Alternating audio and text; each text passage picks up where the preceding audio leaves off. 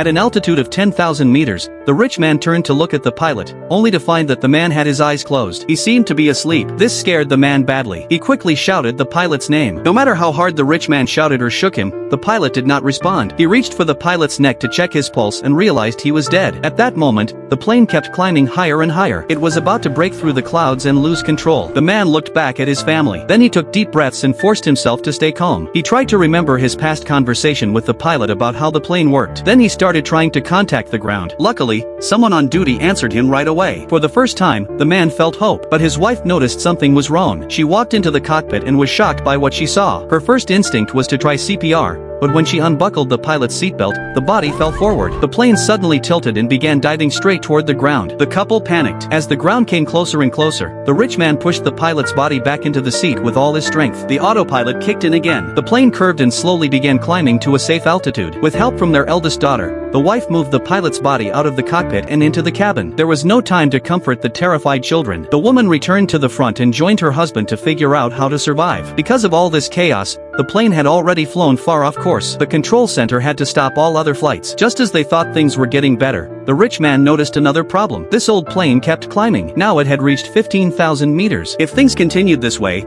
they would soon run out of oxygen and suffocate. They had to bring the plane down, but no one in the family knew how to fly. The burden clearly fell on the man's shoulders. Following directions from the ground, he turned off the autopilot and gently pulled the control stick back. The plane began to descend slowly. He asked the ground crew to find the longest and widest runway available. When the plane reached about 10,000 meters, the man followed orders and made a right turn. Poor guy, he had no idea he was flying farther and farther from the Miami airport. The control center had chosen a small, remote airport for safety reasons. When the man found out, he could only grit his teeth and curse in silence. Then things got even worse. A strong storm from the direction of Mexico was heading toward them. The plane had to land within 30 minutes. Otherwise, they would all be in serious danger.